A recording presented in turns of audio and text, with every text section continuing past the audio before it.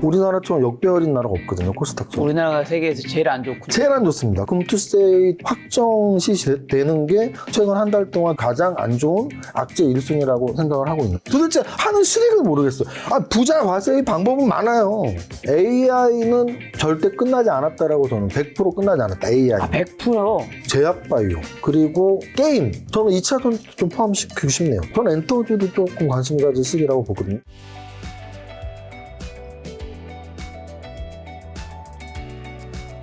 자, 최근에 증시의 흐름이 그리 좋지 않습니다. 지금 차트에서 보이시다시피 8월 초에 안 좋았다가 좀 올라왔다가 다시 지금 8월 초 그림으로 거의 왔는데, 오늘 증시는 좀 왜 별로 안 좋았고, 그 다음에 뭐 마지막에 좀 오르긴 했지만요. 현재 한국이랑 미국 증시 점검 한번 해주신다면요. 제가 이제 뭐 김 작가 채널이 한 2달에 한 번 정도 나오는데요. 맞습니다. 그래서 기억해보면 아마 제가 뭐 한 6월, 7월쯤에 나왔겠죠. 근데 그 당시 기억이 납니다. 지금 장은 어떠나요? 좋냐, 나쁘냐? 이렇게 할 때 제가 나쁘지 않은 상황이라고 말했던 기억이 나고요. 솔직히 말씀드리면 저는 한 7월 중순, 심지어 말까지도 나쁘지 않은 흐름이라고 보고 있었어요. 그런데 이제 8월 초일, 8월 초, 8월 2일 날의 음선 나왔을 때가 이제 좀 불안한 3% 하락이었고요. 8월 5일의 급락은 그 당시 뭐 많은 이런 조사하는 기자님들이 쓴 거에 의하면, 저도 당연히 체크를 했지만, 이 8월 5일의 급락, 거래소가 8%, 코스닥이 10% 빠졌었는데요. 그 급락률, 하락률은 역대 주식시장, 우리나라 한국 주식시장에서 역대 4위에 해당하는 그런 급락률이었어요. 그래서 지금 다시 돌이켜보면 저는 그걸 다 투자를 했던 시기니까, 네. 1위가 미국 9.11 테러 다음날 우리나라 지수 코스피 10% 이상 역대 하락률 1위였고요. 그리고 2위, 3위가 글로벌 금융위기 때 하나 있고, 그리고 하나가 2000년대 초반에 밀레니엄 파동 때, 그리고 4위가 요날 빠졌던 것 같고요. 그리고 이제 그리고서 5위, 6위가 또 뭐 코로나 때, 코로나 바닥 때, 뭐 이런 식이었어요. 그래서 지금 다시 돌이켜봐도 제가 주식시장에 있었던 9.11 테러 때, 그리고 코로나 3월달 바닥 때, 글로벌 금융위기 10월 바닥 때, 이럴 때는 정말 곡소리 나는 시기였거든요. 근데 그때 코로나 바닥 때나 글로벌 금융위기 바닥 때는 그날 하루에 빠진 게 아니고 계속 빠지다가 마지막 투매 때 한 10%가 빠졌었는데, 9.11 테러 때는 이제 의도치 않은 그런 상황에 의해서 빠진 거잖아요. 근데 마찬가지로 이 8월 5일의 하락은 급락 분위기는 사실 없었거든요, 그 전까지는. 근데 이제 8월 2일날 3% 빠지고 바로 다음날 역대급의 급락이 나와서 이때 사실 저도 약간 멘붕이었고, 뭐 모든 투자자들이 멘붕이었고요. 지금 그 한 달 전을 돌이켜보면 그때 왜 빠졌었니 하면은 고용지표가 좀 나쁘게 나왔었어요. 실업률이 높다. 실업률이 높다라는 얘기는 경기가 안 좋다. 그래서 지금 금리랑 경기가 주식시장에서 가장 큰 영향을 미치는 변수 두 가지라는 건 우리가 뭐 주식의 기본이란 말이죠. 그래서 이제 금리가 높냐 낮냐, 또는 경기가 좋냐 안 좋냐로 주식시장이 올라갈지 내려갈지가 결정되는 가장 중요한 지표 두 개인데요. 여태까지는 7월까지는 금리 인하에 좀 초점이 더 맞춰지면서, 이제 9월부터는 금리 인하가 거의 100%야. 기본값이 100%야. 0.25는. 그리고 뭐 0.5를 할 수도 있어. 이런 분위기였다면, 딱 저 8월 2일, 8월 5일 이틀 급락해서 근데 금리 인하를 하는 게 경기 침체가 왔기 때문에 금리 인하를 더 해야 돼. 뭐 이런 논리가 그때 굉장히 성행을 했었죠. 그래서 경기 침체의 증거로 고용이 안 좋았어. 가 됐던 거고요. 그래서 그날 이후로 사실은 만약에 더 빠졌다면은 이제 곡소리가 하루가 아니고 한 달 내내 났어야 되는데, 그날 이후로 반등을 줬어요. 반등을 줘서 약간 일회성 하락이었다. 라는 공감대가 좀 형성이 됐었고, 고용지표가 일시적으로 나빴던 거지 계속 나쁠 건 아니야. 그리고 금리 인하도 뭐 0.25를 하던 0.5를 하던 일단 확정은 된 상태에서 경기 침체 때문만은 아니야. 그리고 또 금리 인하를 한다는 건 경기가 좀 안 좋을 때 원래 하는 거니까. 그래서 금리 인하를 한다는 건 주식시장에 좋은 호재야. 그래서 금리 인하 쪽이 좀 더 강조가 되면서 반등에 좀 성공을 했었는데, 바로 지난주부터 지난주 화수목금 빠지고, 실제 지난주 금요일 밤 미국 증시 또 급락이 나오면서 오늘 아침에 개파락이 나왔습니다. 지금 김 작가님이 질문하신 것처럼 오늘 아침에 개파락이 거래소하고 코스닥이 한 거의 마이너스 1.5, 마이너스 2 사이의 개파락 출발을 했거든요. 그런데 다행스러운 건 사실 오늘 아침에 뭐 조간 그런 뉴스들을 보면 또다시 블랙먼데이 공포, 뭐 물음표 이렇게 나왔었거든요. 그래도 그런 아침 장시작의 걱정에 비한다면 그나마 마감은, 나쁘지 않은 마감을 했지만 결과적으로는 이렇게 차트로 봐도 이 8월 5일의 저점을 안 깨서 다행이지만 이평선의 아래에 있어서 아직은 뭐 안심할 위치는 아니고요.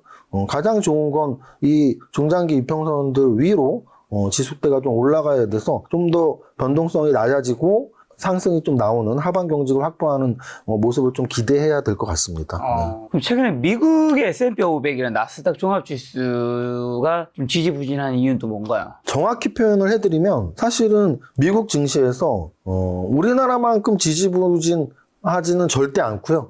그리고 나스닥이나 필라델피아 반도체 지수가 좀 불안했던 거지 다우 지수를 놓고 보면 이게 뭐 글로벌 지수가 불안한 위치가 전혀 아닌데 라고 느낄 수 있는데요. 제가 한번 세계 증시 차트 중에 일단 미국 증시부터 한번 보겠습니다. 이게 다우 지수 차트거든요. 다우는 뭐 네, 다우 지수 차트를 보면 완전 정배열에서 심지어 지난 8월 30일 정확히 한 열흘 전이죠. 8월 30일이 역사적 최고가였어요. 그래서 8월 5일 날 급락이 나왔었잖아요. 그 급락 이후에 다시 반등을 주면서 충분히 그 하락을 회복하고 역사적 신고가를 찍고 한 5일 떨어졌지만 아직도 역사적 신고가 근처에 있습니다. 그래서 사실 다우지수만 놓고 보면 글로벌 증시는 굉장히 좋아야 돼요. 우리나라 증시도 다우지수만 놓고 보면 3,000포인트 이상을 가야 돼요. 그런데 뭐 다우지수 말고 이제 나스닥 지수를 보면 상황은 조금 달라지는데요. 이게 나스닥 증시인데요. 나스닥 증시도 7월 중순이 역사적 신고가입니다. 역사적 신고가였고 그 이후에 한 달 정도 빠지면서 8월 5일을 저점으로 해서 그게 정확히 200일선이었거든요. 저점으로 해서 반등을 역시 주었고 지금 좀 이렇게 떨어져 있는 모습이에요. 네. 근데 여기서 중요한 건 차트를 좀 읽어내는 사람들은 뭐 제가 설명 안 해도 알 수 있고 차트를 못 읽는다 하더라도 제가 한번 이 차트의 의미, 우리나라 차트와 미국 차트가 어떻게 다른지 한번 설명을 드려볼게요. 지금 나스닥 차트는 요 선이 있잖아요. 이걸 이평선이라고 해요. 이 이평선들이 지금 쭉 우상향을 하고 있고 심지어 현재의 주가보다 밑에 이렇게 깔려 있거나 아니면 현재의 주가보다 별 차이가 없는 수준이죠. 그 얘기는 뭐냐면 현재의 주가가 우상향하고 있는 상태에서 그렇게 많이 빠져있지 않다는 뜻입니다. 최근 한 2달 동안의 하락이 이평선을 완전히 깨고 내려가진 않았다는 뜻이에요. 나스닥 차트조차도. 근데 우리나라 차트를 보시면 이게 이제 코스피 차트거든요. 아까 말씀드렸지만 이평선들이 이렇게 모여 있었는데 이평선을 완전히 다 이탈을 했죠. 지난 8월 5일도 그렇고 오늘 지수도 그렇고. 그래서 미국 증시보다 훨씬 약한 상태에 있고요. 심지어 코스닥 차트를 보면 이거 약한 정도가 아니라요. 요거는 이제 이평선이라고 아까 말씀드렸잖아요. 이평선이 제일 아래에 현재 지수가 있고 요 색깔별로 보면 여기 색깔이 나와 있는데 분홍색이 200일선, 파란색이 121선, 연두가 61선, 빨강 20일, 검정색이 5일선, 그리고 현재 지수. 이걸 우리는 완전 역배열이라고 하거든요. 그러면 미국 증시는 완전 역배열은커녕 정배열에서 다우지수는 신고가 근처, 나스닥은 신고가에서 좀 조정받았지만 한 121선, 200일선에 걸쳐있는 수준인데 우리나라 거래소 지수는 모여있던 이평선에 완전히 꺾여있는 수준, 그리고 코스닥은 모여있는 이평선의 수준이 아니라 이평선이 완전 역배열로 내려가 있어요. 그러면 여기서 이제 우리가 생각해야 될 것은 우리나라 증시가 미국 증시보다 약한 게 당연한 거 아니야? 우리나라가 또 미국보다는 경제 발전이 덜 이루어졌잖아. 그럼 세계 증시 평균 값은 하고 있지 않아? 라고 생각할 수 있다는 거죠. 그럼 우리는 주식 투자자로서 팩트 체크를 해보면 됩니다. 세계 증시가 지금 어떤 상황인지. 자, 일단은 우리나라 지수랑 가장 연관이 있고 유사성이 있는 아시아 증시를 보면요. 이게 일본 니케이 증시인데요. 일본 니케이 증시는 우리나라 거래소 지수랑 조금 흡사한 듯 보이지만 네. 아까 봤지만 거래소나 코스닥하고는 비교도 안 되고요. 그죠? 역배열이 아니니까 거래소와 비슷한 듯 보이지만 거래소 지수는 지금 지난 8월 5일 하락에 요 정도에 와 있거든요. 그래서 8월 5일 이후에 한 2달 정도 우리나라 증시가 더 안 좋았구나. 자, 그 다음 대만 증시를 보면요. 사실 그런 말씀 하시는 분들 되게 많아요. 우리나라 거래소와 코스닥이 글로벌 평균 또는 미국보다 안 좋은 이유는 엔비디아향 반도체 관련 업종의 비중이 크기 때문이라고 말씀하시는 분들이 많거든요. 근데 저는 절반은 동의하지만 절반은 동의하지 않는 이유가 뭐냐면 이 대만 지수 때문이에요. 대만은 우리나라의 삼성전자 시총 비중보다 훨씬 큰 TSMC 비중이 있는 나라거든요. 그리고 우리나라의 삼성전자는 사실 엔비디아하고 지금 큰 접점이 없단 말이죠. SK하이닉스가 접점이 있는 거지. 그런데 TSMC는 SK하이닉스보다 더 엔비디아향 매출이 많고 접점이 크단 말이에요. 그럼에도 불구하고 올라갈 때는 당연히 엔비디아향 TSMC 비중이 높으니까 엄청 빨리 올라갔고요. 내려갈 때도 훨씬 잘 버티면서 나스닥과 비슷하거나 좀 더 강한 수준이에요. 아까 말씀드렸지만 완전 정배열에서 한 121선에 멈춰있는 우리나라 거래소 지수보다 훨씬 강하고 코스닥보다도 강합니다. 아시아 증시에서 사실 약하다고 할 수 있는 나라들은 이제 중국이에요. 그래서 뭐 중국은 홍콩이나 상해를 보더라도 약한 나라이긴 하지만 그 약한 나라도 8월 5일의 저점에서 한참 멀리 떨어져 있는 걸 알 수 있어요. 그리고 이평선이 모여있지, 모여있는 이평선을 다 이탈하거나 코스닥처럼 완전 역배열이 아니라는 건 쉽게 알 수 있습니다. 네. 그럼 일단 아시아 증시에서는 제일 약한 수준이에요. 그러면은 예를 들어 유럽 증시로 가볼까요? 유럽에는 뭐 당연히 시총이 큰 경제 발전국인 독일을 보면 독일은 어느 나라랑 비슷하냐면 다우랑 비슷하다는 걸 알 수 있어요. 왜? 한 일주일 전에 역사적 신고가였고 지금 이평선의 위쪽에 위치하고 있잖아요. 그럼 독일은 다우랑 비슷하니까 세계에서 가장 강한 나라 중에 하나라고 알 수 있습니다. 프랑스는 어느 나라랑 비슷하냐면 우리나라의 거래소 지수랑 좀 비슷하죠. 거래소 지수랑 비슷하게 이평선이 모여있는 데서 좀 꺾여 있지만 그래도 8월 5일의 저점보다 한참 위에 있어요. 제가 왜 8월 5일의 저점을 계속 이야기하냐면 8월 5일부터 지금 한 달이 지났잖아요. 한 달 동안 유독 우리나라 증시가 더 약했거든요. 좀 이따가 왜 더 약했는지 개인적 의견을 말씀드리기 위해서입니다. 자, 그 다음. 유럽에서 사실은 러시아하고 이스라엘은 지금 전쟁을 하고 있잖아요. 전쟁을 하고 있는. 왜냐면 우리나라가 떨어질 때, 뭐 전쟁하고 있는 그런 뭐 유가, 전쟁, 이런 얘기 되게 많잖아요. 네. 그러면 실제로 전쟁을 하고 있는 나라는 어떤지. 이게 러시아 차트거든요. 러시아 차트도 8월 5일보다 훨씬 위에 있고, 이평선도 거의 정배열이에요. 전쟁을 2, 3년 하고 있는 나라도 우리나라보다 강한 위치고요. 이게 이스라엘의 위치입니다. 여기가 8월 5일이거든요. 네. 8월 5일보다 훨씬 위에 있고요. 그리고 이평선이 제일 위에 있습니다. 그래서 제가 최근 한 달 동안 우리나라가 왜 약한지를 계속 궁금해하는 거예요. 이스라엘도, 러시아도, 홍콩도, 일본도. 우리나라처럼 역배열인 나라가 없거든요. 코스닥처럼. 우리나라가 세계에서 제일 안 좋군요. 제일 안 좋습니다. 그러면 예를 들어서 아까 아시아에서 제가 선진국만 봤는데 최근에 사실은 AI 관련 산업들이 발전하면서 사실 IT 강국이 뭐 우리나라 또는 중국의 그런 맨파워도 있지만 인도 맨파워를 무시 못하거든요. 사실 강남역 근처에 돌아다니는 인도인들이 많은데 삼성전자에 다니는 분들이 많습니다. 그러면 인도를 한번 보면 이게 인도 지수거든요. 이게 인도 지수예요. 완전 정배열에 역시 다우하고 비슷한 위치에 있습니다. 또는 뭐 태국은 계속 안 좋다가 오히려 최근 8월 5일 이후에 굉장히 좋아졌고요. 호주도 역시 다우하고 비슷해요. 완전 정배열에 위평선의 상위에 있습니다. 그래서 아시아 차트, 유럽 차트, 그럼 이제 뭐 아메리카 차트 한번 볼까요? 제가 캐나다에서 한 2년 정도 살다 와서 캐나다 지수는 좀 재밌게 보고 있는데 캐나다도 사실은 산업이 그렇게 발전한 산업이 많이 없어요. 근데 캐나다도 역시 다우하고 비슷하죠. 완전 정배열에 이평선의 상위에 있습니다. 또는 남미 쪽으로 보면 남미 쪽에 뭐 우리가 브라질이 뭐 인구도 많고 하니까 브라질 차트를 보면 역시 마찬가지로 완전 정배열의 역사적 신고가가 한 2주 전. 그러면 지금 전 세계의 웬만한 차트들을 돌려봤거든요. 다른 거 다 돌려봐도 마찬가지입니다. 차트는 미국 증시 기준으로 다우와 비슷한 차트.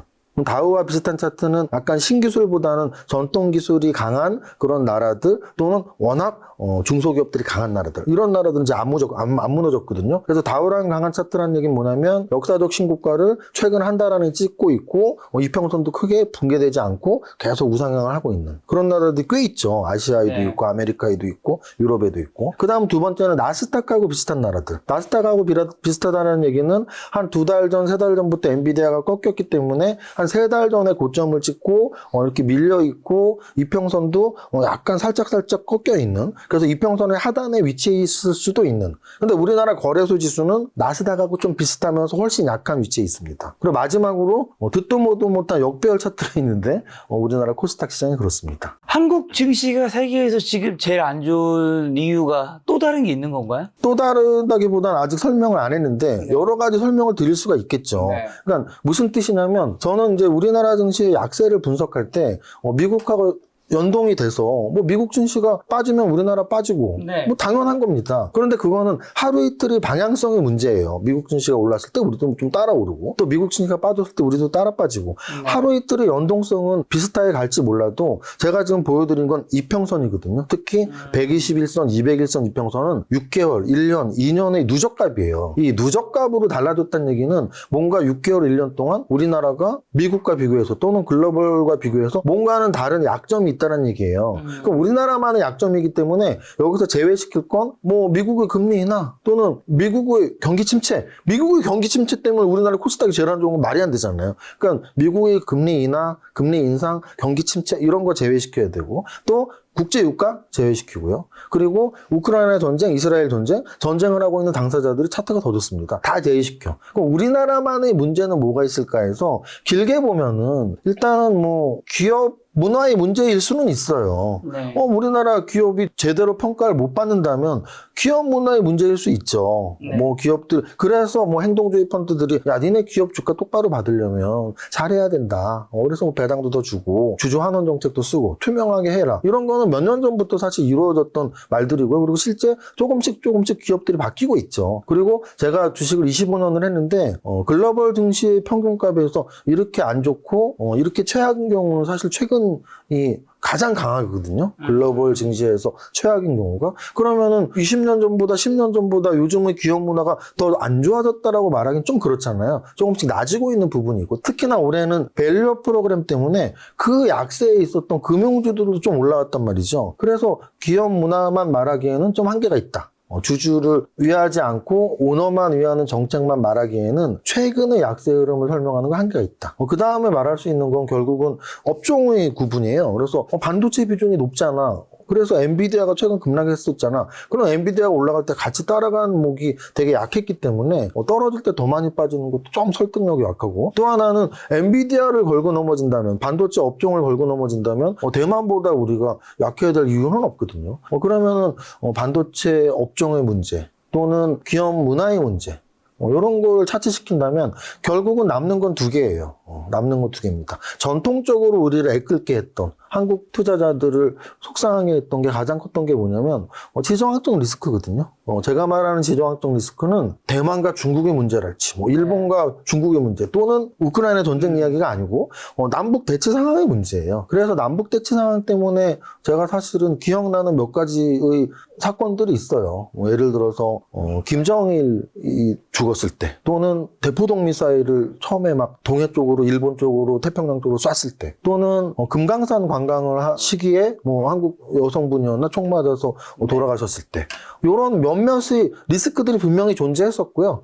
예를 들어서 천안함 사태 아니면은 백령도에 포탄을 쐈을 때 이럴 때 일시적으로 굉장히 큰 지정학적 리스크가 부각됐던 시기들이 있습니다. 근데 지금은 사실은 제 생각에는 북한에서 인분이 들어간 풍선 보내는 거 정도잖아요. 그 정도는 예전에 실제 포탄이 떨어지고 실제 사격 발포를 했을 때랑 비교하면은 지정학적 리스크가 절대 큰 순간은 아니거든요. 그러면 이제 남아있는 건 하나죠. 사실 지금 아까 제가 말씀드렸던 최근 한두 달 동안 약세를 보인 이유는 무엇일까라는 관점에서 주식을 오래 하신 분들은 아실 겁니다. 예전에는 양도소득세, 대주주 양도소득세가 없었어요. 근데 이제 그게 생기고 나서 한 10월부터 우리가 약세를 보일 때면 늘 하는 말이 있어요. 대주주 양도소득세 회피 물량이 나와서다.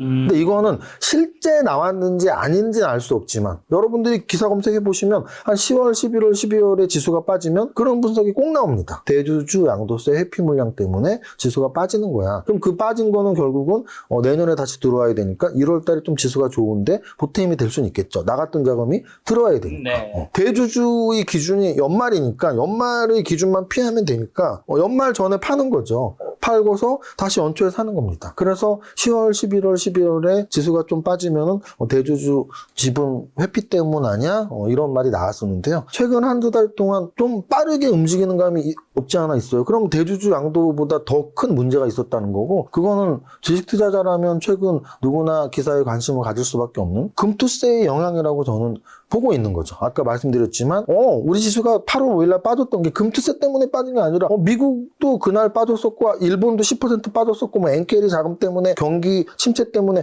좋다 이거예요. 그런데 하루 이틀의 문제가 아니라 길게 누려들여 봤더니 코스닥은 완전 역배열이고 코스닥을 제외해도 세계에서 가장 약한 지수는 제가 보기엔 거래소거든요. 왜냐하면 8월 5일 저점에 가까운 나라가 지금 거의 없습니다. 최근 한 달 동안의 움직임이라는 건 8월 5일 이후의 움직임이잖아요.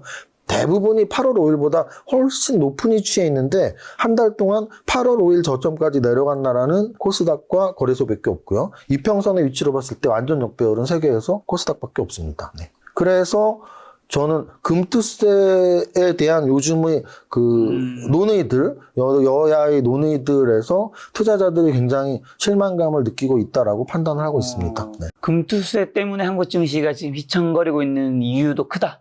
최근 한두 달은 특히 그렇고요. 네. 최근 한두 달은 다른 이유를 8월 이후에 글로벌 증시에서 약세를 사실 설명할 필요는 없고요. 네. 그리고 또 하나는 제가 필명 이세무사예요. 제가 운영하는 유튜브 채널이 슈퍼게임 이세무사 TV인데요. 세무사 중에서는 제가 주식을 가장 잘하지 않을까? 그리고 또 역으로 주식 투자자 중에서 주식 잘하는 사람 중에서는 세금을 제일 잘하지 않을까? 그러면 금투세에 대한 저의 의견은 20년, 25년 동안 주식 투자자로서의 의견일 수도 있고 세무사로서의 의견일 수도 있는데 네. 그 두 가지를 종합해서 아무리 생각을 해봐도 네. 도대체 이 세금을 왜 올해 연말에 시행을 해야 되는 거지는 저는 그런 당위성이나 필요성이 도대체 왜 하는 거지라는 의문이 계속 들고 있습니다. 왜요? 어떻게 보면 어떤 분도 그런 얘기 할 수 있잖아요. 수익이 있는 곳에 세금이 있는 거 아니냐? 네? 그러면 제가 말씀드릴게요. 여러분, 제 의견이 아니라 저는 사람들이 궁금해한 거 여쭤보는 겁니다.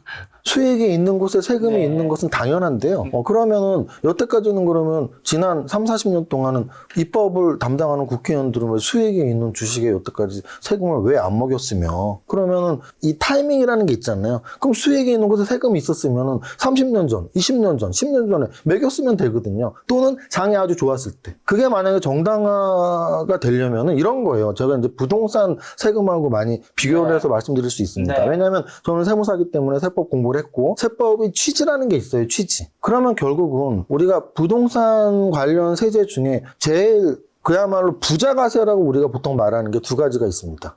종합부동산세랑 다주택자 중과 양도소득세가 있어요. 이건 우리가 부자가세라고 할 만한 게 일단은 집이 두 채, 세 채, 네 채인 사람을 중과하겠다. 또는 굉장히 비싼 부동산을 갖고 있으면 별도의 재산세의 상위 개념인 종합부동산세를 매겨서 보유세를 내겠다예요. 내게 만들겠다. 근데 그 당시에 사실은 조세 저항이 있었죠. 누가 있었을까요? 당연히 종합부동산세를 안 내던 사람이 갑자기 내게 되면 집을 팔지도 않았는데 보유하는 것만으로도 세금을 내라고 하면 당연히 조세 저항이 있습니다. 그럼 그 조세 저항이 있을 때 집이 없는 사람들은 어땠을까요? 그다지 조세 저항이 없었죠. 없었겠죠. 안 왜냐하면 내니까. 일단 안 내고 그리고 집값이 그것 때문에 좀 떨어질 수도 있겠다 라는 생각 때문이었어요. 네. 제가 이 얘기를 왜 하냐면 부동산 관련 세제 입법의 목표가 그거였거든요. 집값을 떨어뜨리기 위한 거였어요. 네. 그건 당연한 거예요. 네. 집값에 양도소득세를 중과하고 가꾸고만 있어도 보유세를 낸다고 하면 당연히 집값이 떨어지죠. 그리고 실제로 제 주변에 부동산 부자도 많지만 10년 전, 5년 전에는 집이 두 채, 세 채, 네 채였던 분들이 하나씩 정리를 하면서 똘똘한 한 채를 갖고 있습니다. 그러면 어느 정도 입법 취지, 세법 입법 취지가 성공했다는 얘기거든요. 야, 여러 집 갖고 있지 마. 중과할 거야. 그리고 너무 비싼 집 막 두세 채 갖고 있으면 보유세도 매길 거야. 그래서 그 이유가 뭔데? 집값 떨어뜨릴 거야. 니네 부동산 투기하고 있잖아. 그래서 집값이 실제 떨어진 효과가 있었고 세네 채 갖고 있던 분들이 그걸 팔아서 한 채만 갖게 되고 그러면 그 팔았던 자금이 어디로 왔냐면 주식시장으로 왔어요. 실제로 국민은행, KB은행에서 부자 보고서라는 걸 발간을 합니다. 여러분들이 KB은행 들어가셔갖고 한번 찾아보세요. 최근 한 10개년간, 5개년간 부자 보고서를 찾아보면 부자들이 얼마가 있어야 부자인지 그리고 그 부자들이 몇 퍼센트의 투자 대상에 투자를 하는지 근데 과거부터 현재까지 계속 바뀌고 있는 비율이 뭐냐면 부자들의 부동산 비중이 낮아지고 네. 주식 투자 비중이 높아지고 있습니다. 거기에는 분명히 부동산 세제 때문에 영향이 있어요. 실제 부자들이 그런 말을 입버릇처럼 하거든요. 나 세금 무서워서 솔직히 나쁜 말로 나 세금 더러워서 제가 세무사지만 그런 표현하는 분들 되게 많아요. 세금 내기 더러워서 나 이제 부동산 그냥 강남에 집 한 채 있고 나머지 다 팔았어요. 판 돈으로는 어떻게 재테크 하시나요? 그냥 주식해야죠 뭐. 그런 분들이 굉장히 많아요. 그래서 실제 부자 보고서를 보면 부자들이 부동산을 팔고 주식을 하는 비율이 높아졌습니다. 그러면 이번 금투세의 입법 취지가 뭐냐는 거죠. 부자들한테 과세를 해서 세수 확보, 인정한다 이거예요. 세무사에서 세수 확보는 당연한 거니까 세금을 거둬야지 지출을 하니까. 그런데 이 세금이 주식시장의 긍정적이냐 부정적이냐, 즉 아까 말씀드렸던 보유세, 종합부동산세 신설 또는 양도소득세가 원래 있지만 1세대보다 1세대 1주택자는 거의 뭐 면제까지 시켜주는 혜택이 있었는데, 야, 한 채 갖고 있는 사람은 혜택 주지만 두 채, 세 채, 네 채 갖고 있으면 중과로 징벌적 과세를 매길 거야 하는 집에 투기하지 말고 집값을 내리겠다는 입법적 취지가 있었는데, 지금 금투세는 그럼 과연 주식을 떨어뜨리려는 목적인가요? 왜냐하면 올리는 목적은 1%도 없거든요. 금투세가 생겨서 주가가 올라갈 확률은 1%도 없습니다. 네. 그러면 주가가 떨어지는 확률이 있으면은 사실은 안 좋은 거잖아요. 안 좋은 거죠, 당연히. 그런데 주가를 떨어뜨리게 만드냐 했을 때 지금 떨어뜨리게 만드는 게, 앞으로 어떤 분들은 그래요. 주식을 잘 모르시는 분들은 야, 시행해봐야 알지. 시행해보고 안 떨어질 수 있잖아. 근데 시행 안 해봐도 일단 최근 한 달, 두 달 동안 유예를 예상하고 있던 사람들이 사실은 상반기까지도 아유 설마 하겠어? 왜냐하면 주식 투자 전문가, 저처럼 전문가들은 안 할 거라고 믿고 있었거든요. 이걸 하면 주식시장이 너무 큰 타격을 받을 확률이 높다는 걸 알고 있기 네. 때문에. 그런데 상반기까지는 안 할 거야 라는 생각을 하게 만들었는데, 일단은 선거에서 야당이 압승을 했고, 야당의 정책이었잖아요. 그러니까 이게 선거에서 압승을 하니까 뭐 해도 되겠다라는 생각을 했겠죠. 근데 사실은 그 선거를 했던 그 표가 금투세에 찬성을 하느냐 금투세에 반대를 하느냐의 선거는 아니거든요. 그건 너무 당연한 거 아닌가요? 선거를 했던 사람들 중에 그쪽을 지지했다 하더라도, 여당을 지지했다 하더라도 너네는 금투세를 한다고 하니까 지지할 게가 아닐 수 있잖아요. 그러면 우리가 다수당이 됐다고 해서 우리 정책이 금투세라고 해서 당연히 해야지는 아니고 정확히 알아봐야 되는데, 지금 한다는 얘기가, 제가 인터뷰를 자주 봐요. 왜냐하면 저는 주식 투자자이기 때문에 영향을 너무나 많이 미치기 때문이거든요. 근데 인터뷰 내용 중에 정말 가관들이 몇 개 있어요. 뭐요? 개인 투자자를 위한, 개미 투자자를 위한 과세라는 건 정말 말도 안 되는 얘기죠. 왜 말이 안 되는지 얘기해 주세요. 말이 안 되죠. 아까 제가 말씀드렸지만 이게 5천만 원 이상, 뭐 그걸 또 수정해서 1억 이상의 연간 이익을 본 분들한테만 과세를 하겠다고 했을 때, 그러면 돈 많은 사람한테만 과세하는 거야. 거기까지 제가 인정을 한다 치더라도, 그러면 그 이하 개인 투자자들은 어차피 안 내던 세금 앞으로도 계속 안 내는데 그 유예한다는 얘기는 무슨 말이죠? 개인 투자자한테 유리한 건 1도 없다니까요. 부자 과세예요. 부자 과세니까 부자들한테는 야, 너네 돈 많으니까 세금 내. 입법적 취지가 세수 확보면 인정. 근데 개인 투자자를 위한 건 아니잖아요. 어차피 안 내고 있었는데. 내돈 사람을 안 내게 하면 몰라도 어차피 안 내고 있었어요. 세금적으로는 그렇고요. 그다음 개인 투자자들은 어차피 세금을 안 내고 있던 거 앞으로 계속 안 낼 건데, 중요한 건 주식시장이 좋아야 될 거 아니에요. 사실 우리가 저런 거예요. 부동산 투자에서 양도소득세는 당연히 굉장히 오래됐겠죠. 그러면 우리가 집을 안 사나요? 양도소득세 무서워서 집을 안 사는 분들은 없거든요. 왜냐면 집값이 오르고 오른 값에서 내면 되기 때문이에요. 네. 그러면 주식시장이 금투세가 생겨도 올라야 될 거 아니에요. 근데 아까도 제가 말씀드렸지만, 야, 요즘 시기는 러시아 전쟁, 이스라엘 전쟁이 있어서야. 아니요. 그 나라보다 지금 훨씬 안 좋고요. 네. 아, 요즘 시기에는 미국의 경기 침체가 있기 때문이 아니에요. 다우하고 나스닥보다 훨씬 안 좋고요. 아시아, 유럽, 아메리카 어느 나라보다도 코스닥은 가장 안 좋아요. 특히 최근 한 달 동안. 그럼 최근 한 달 동안 가장 안 좋았던 이유는 금투세 확률이 아주 높은데, 개인 투자자들은 그러면 금투세 도입이 아직 되지도 않았고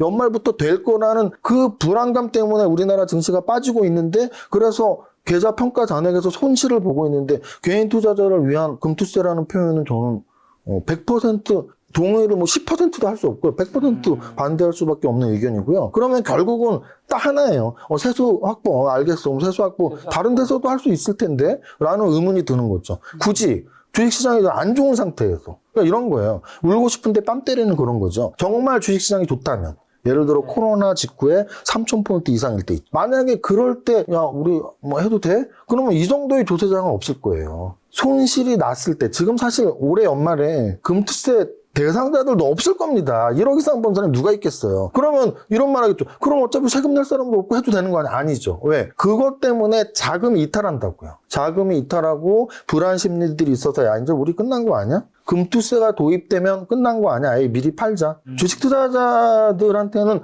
이 재료라는 건 굉장히 선반영되는 개념이 있어요. 근데 사실 상반기까지도 선반영이 별로 안 됐던 거죠. 네. 안 할 거라고 생각했으니까. 근데 이제는 연말이 가까워졌는데, 사실은 9월, 이제 10월 지나가면 무슨 12월 달에 안 할 게 번복감, 그거 진짜 얄밉고 웃긴 거고. 이제는 정말 판단을 할 시기인데, 뭐 아직도 한다 그러니까, 그럼 진짜 하나 보다.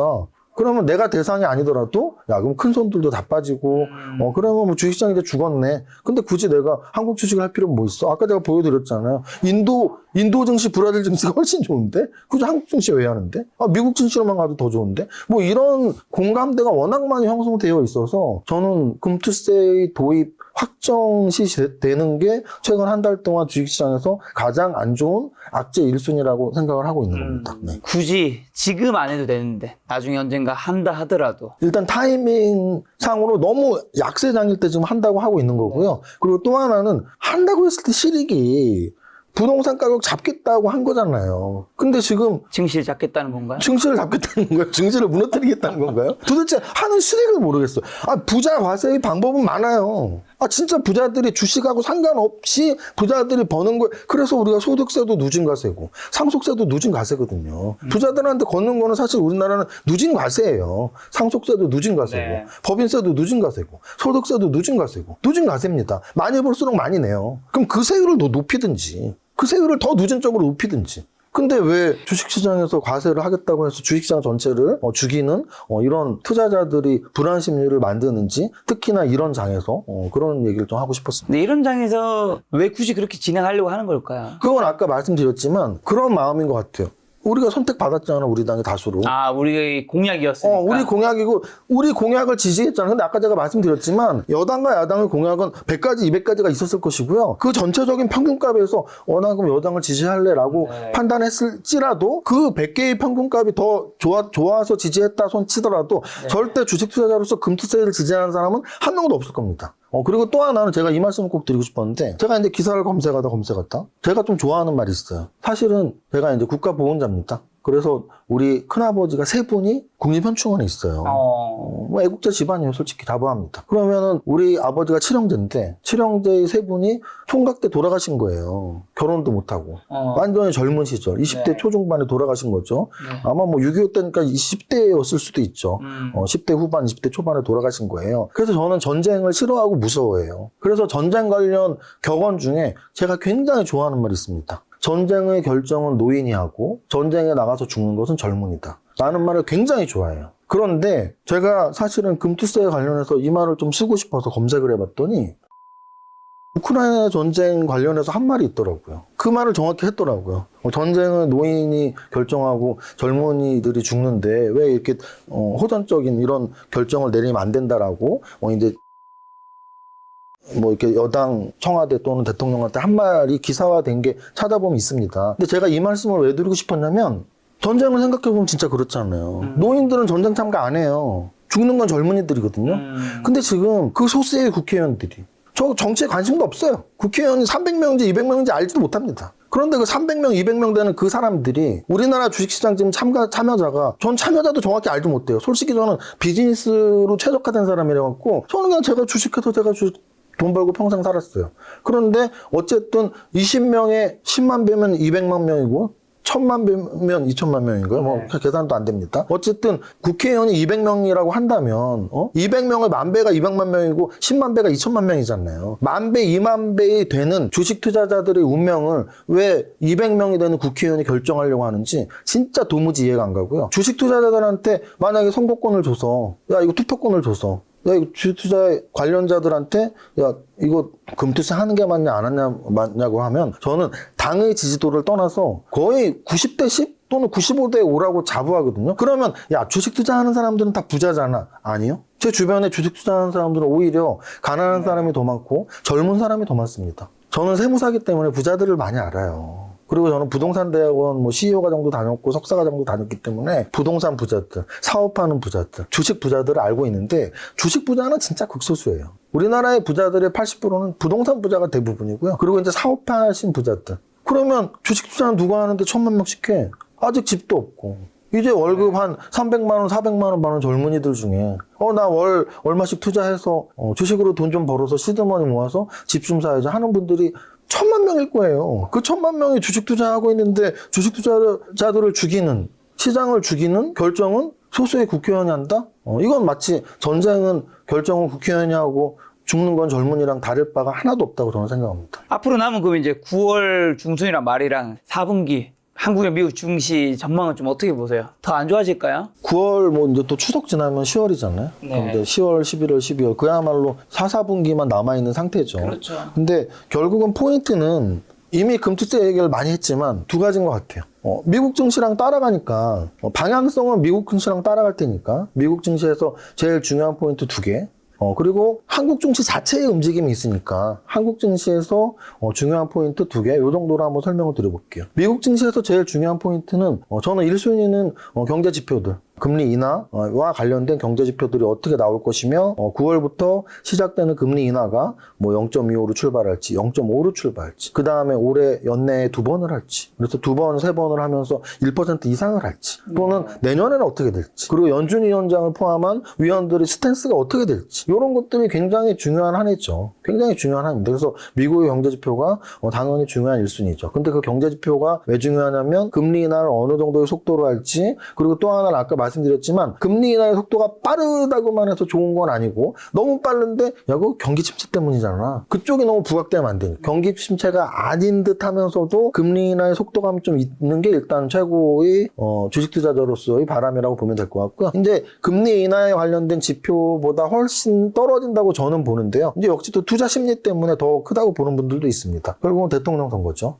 그래서 대통령 선거가 트럼프가 되는지 해리스가 되는지 그래서 누가 되는지에 따라서 사실은 미국 증시가 저는 크게 달라진다고 보진 않거든요. 근데 아마도 해리스가 당선되면 조금 더 변동성이 적어지는. 근데 이제 트럼프가 되면 변동성이 큰. 근데 변동성이 크다는 게 반드시 나쁜 건 아니거든요. 올라가는 변동성까지 고려를 하기 때문에. 그래서 어쨌든 트럼프는 좀 좌충우돌 뭐 이렇게 뭐 앞뒤가 막 어떻게 될지 모르는 통통 튀는 분이니까 제로 자체가 통통 튀가 나올 수 있잖아요. 그래서 트럼프 대통령이 되면 좀 더 변동성이 있는 올라갈 때도 급하게 올라갈 수 있고 내려갈 때도 급하게 떨어질 수 있고 또는 해리스 후보가 되면 조금 더 완화되는 뭐 그런 모습이 될 것 같고요. 근데 국내 증시로 보면은 이미 뭐 핏대 올려 근데 좀 너무 오늘 핏대 너무 올린 거 아니에요?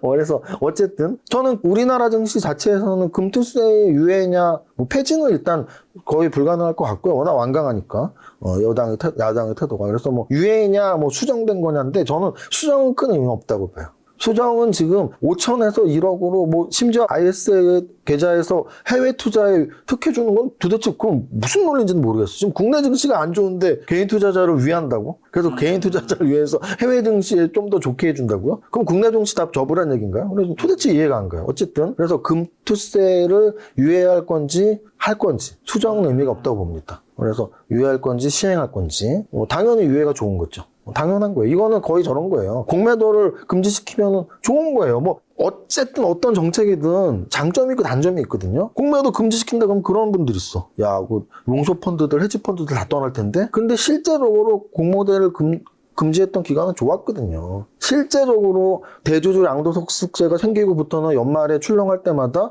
야 이거 양도소득세 회피 물량이 나오나 보다라고 우리는 걱정하고 있었고 지금 떨어지니까 야 금투세 때문에 떨어지느라고 걱정하고 그게 실제 글로벌 대비 가장 약하다라는 게 증명이 되고 있으니까 결국은 실제 시행하면 저는 지금보다도 더 글로벌 꼴찌 증시량이 높기 때문에 국내적으로는 금투세 유예냐 시행이냐 그리고 두 번째는 밸류 프로그램에 대한 기대는 아직도 좀 갖고 있거든요. 그래서 어떻게 좀 대기업들이 또는 그 중소기업들 중에도 탄탄한 주주환원 정책을 어떻게 쓸지 뭐 요 정도가 국내에서는 좀 포인트인 것 같아요. 네. 미국 대선 누가 될까? 제가 듣기로는 전반적인 인기도는 해리스가 좋지만 경합 지역에서는 트럼프가 좋아서 근데 미국은 또 간접 선거니까 우리가 실제로 언론에서 보는 거는 트럼프가 당선율이 굉장히 적지만 미국 현지에서는 트럼프가 좀 더 될 것 같다 생각하는 사람도 있다고 하고 실제로 이렇게 우리나라 여론조사처럼 네. 미국 여론조사 데이터들을 보면 처음에 뭐 바이든 대통령은 너무 사이가 처지다가 해리스 부통령이 후보로 선출되고서는 거의 근접해졌었고 엎치락뒤치락으로 보고 있기 때문에 뭐 누가 될지 일단 알 수 없고요.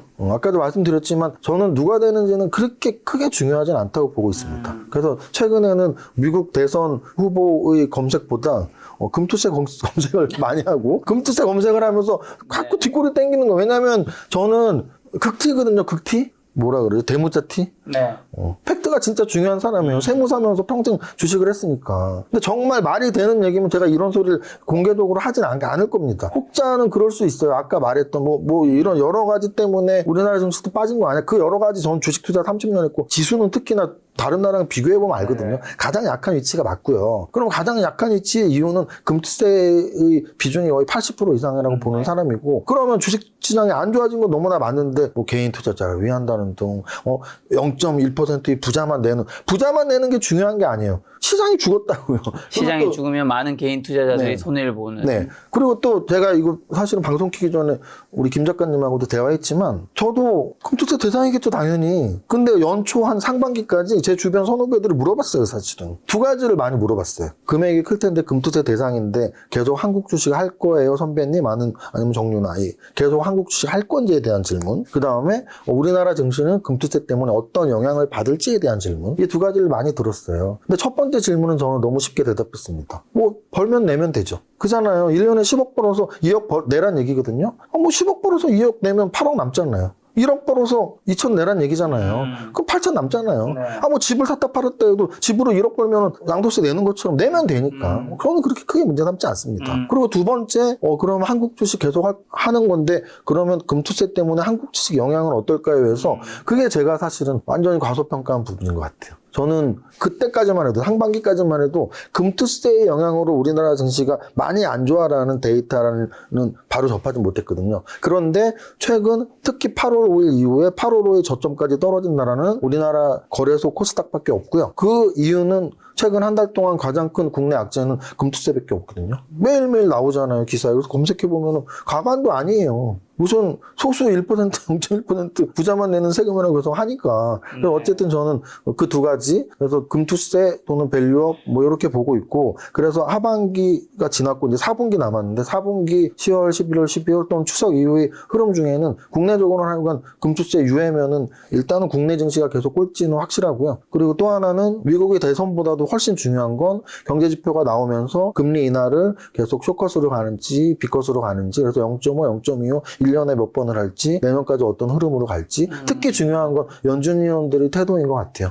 뭐 금리에 좀 포커스를 맞추면 좀 마음이 편할 것 같고, 경기 침체 쪽으로 좀 포커스를 맞추면 좀 불안할 것 같고, 이런 심정입니다. 네. 자, 그러면 4분기 때는 유망 세트가 뭘까요? 어떤 주식이 좀 사야 될까요? 한국이나 미국? 일단 저 같은 추세 매매자들은 사실은 제가 예전에 이런 질문을 되게 많이 받았었거든요. 네. 뭐 현금 비중은 어떻게 조절하시나요? 뭐 30%, 40% 어떻게 조절하시나요? 해서 사실은 추세 매매자들은 현금 비중을 굳이 조절하지 않아도요. 추세가 꺾이면은 좀 그 종목이 싫어지거든요. 추세가 살아있으면 좋아지고. 네. 근데 지금 일단 좋았던 추세 중에 반도체가 날아갔어요. 네. 좋은 추세에 완전히 꺾였습니다. 그래서 최근 좋은 추세는 큰 업종들, 거래소 시가총액 한 탑 20가지 종목들이 대부분이 저기잖아요. 업종 대표주들이잖아요. 그럼 업종 대표주들이 포함되어 있는 탑 20에 포함되어 있는 큰 업종들 중에서 차트가 남아있는 업종은 사실은 제약바이오랑 금융주 정도밖에 안 남았거든요. 저는 현재 시점에서 만약에 한 업종을 물어본다면 추세 매매자로서는 제약바이오가 제일 현재 추세는 제일 좋다라는 표현을 쓰고 싶네요. 네네. 제약바이오요? 일단 한번 제가 업종 대표주로 설명을 한번 드려볼까요? 네.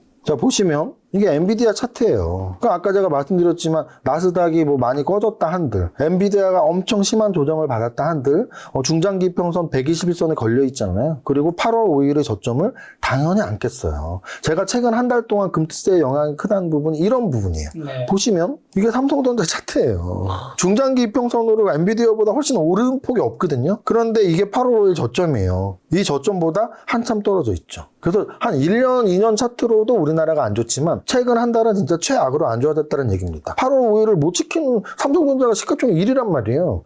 엔비디아 때문에 반도체가 꺾였다며. 근데 삼성전자는 엔비디아랑 관련이 별로 없어서 오를 때도 못 올랐는데 떨어지는 때는 지금 저점 이미 깼어요, 이미. 그런 말씀을 드리는 거예요. 그래서 삼성전자 8월 5일 저점을 완전히 깨고 내려갔죠. SK하이닉스도 8월 5일 저점을 깼어요.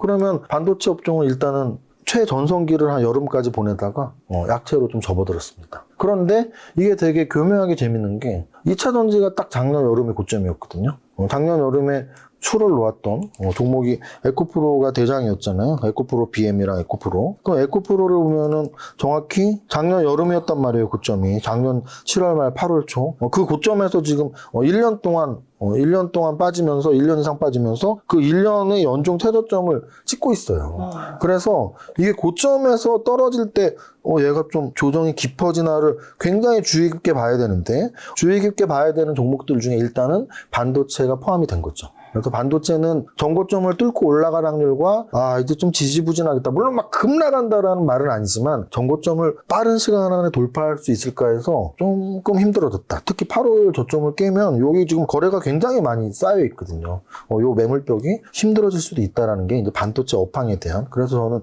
반도체 업종은 일단은 여름에는 되게 좋다여서 지금은 아주 나쁨은 아니지만 좀 나쁨 흐름 정도로 바꿔야 될 것 같아요. 추세 매매자라면 차트를 이해를 하실 겁니다. 자, 그 다음 이제 LG에너지 솔루션이 이제 최근 제가 가장 주목하고 있는 종목이에요. 방금 전에 제가 에코프로를 보여드렸지만 에코프로 BM은 연중 최저점을 찍었거든요. 근데 2차전지 대장주가 그들이냐 했을 때 저는 이 종목이 대장주라고 봐요.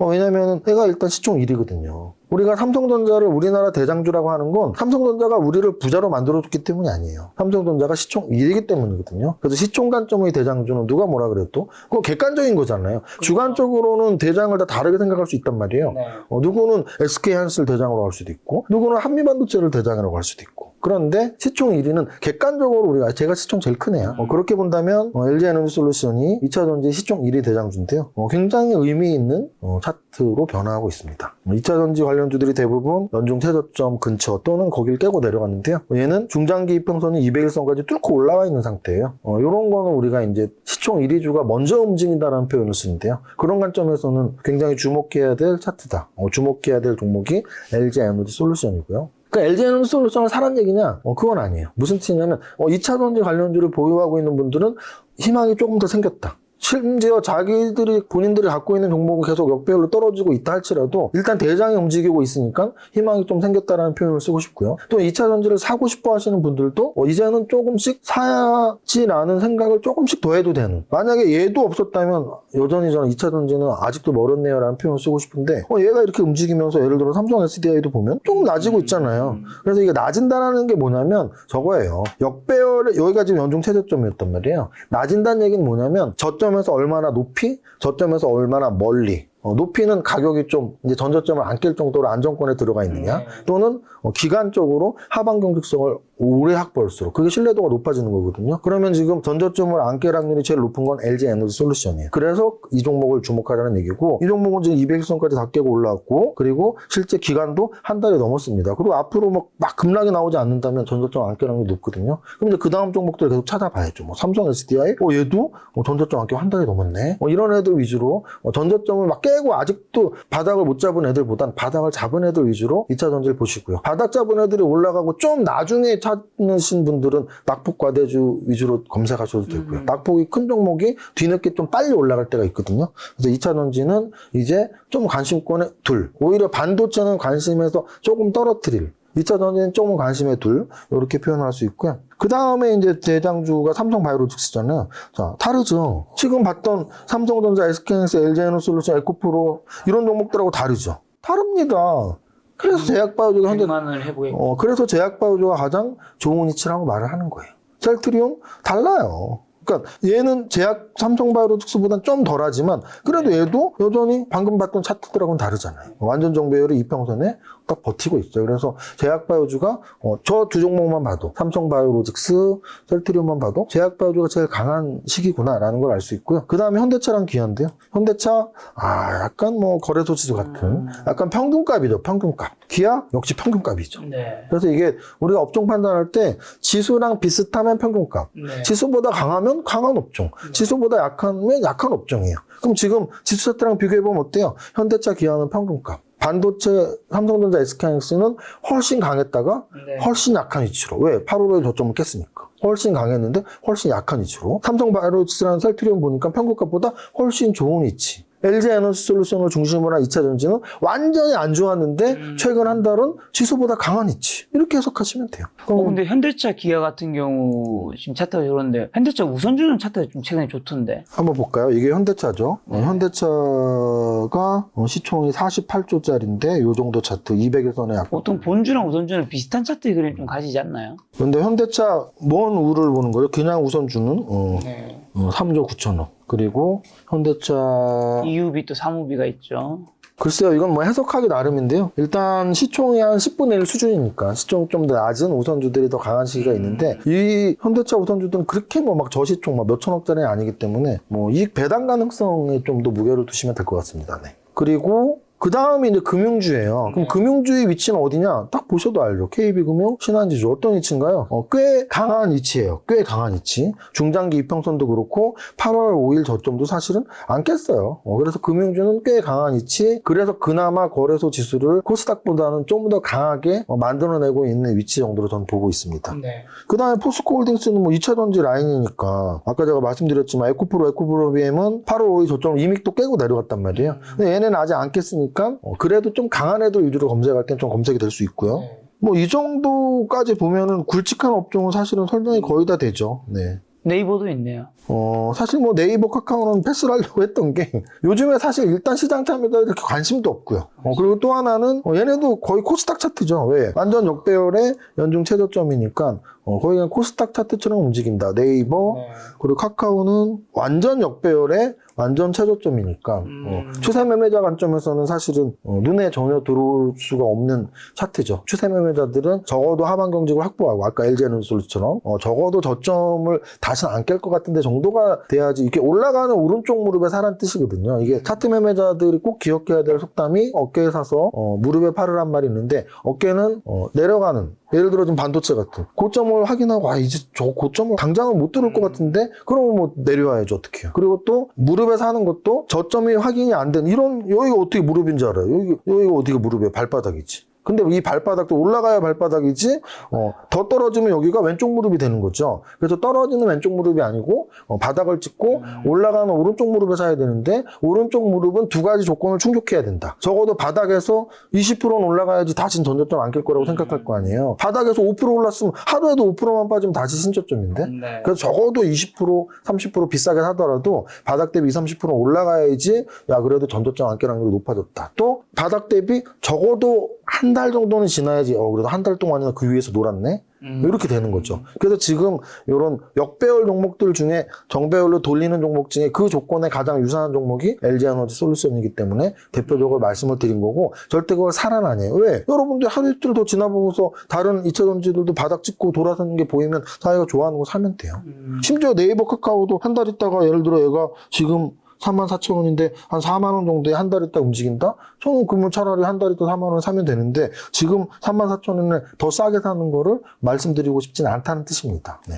자, 하나에어로스페이스도 보이는데 요즘 방산 섹터는 좀 어떤가요? 하나에어로스페이스는 지금 거래 정지가 돼 있어서 사실은 여기 이제 거래 정지된 게 뭐 나쁜 건 아니고 기업 분할 때문이었죠. 그래서 하나에어로스페이스가 거래가 정지가 돼 있기 때문에 방산주의 대장이 일단 숨어 있습니다. 그래서 방산주는 요즘 좀 조용한 감이 없지 않아 있고요. 얘가 좀 숨어 있으면서 차기 대장으로 좀 움직였던 게 현대로템이었거든요. 근데 현대로템도 이렇게 보시면 얘도 차트는 당연히 완전 정배열 이루고 있고 뭐 고점 대비 그렇게 하락이 많이 안 한 상태고 지수보다 훨씬 강한 업종이 방산 업종이라는 건 부인할 수 없는 사실입니다. 그리고 또 여기 이걸 제가 놓쳤는데요. 크래프톤은 게임주의 대장주잖아요.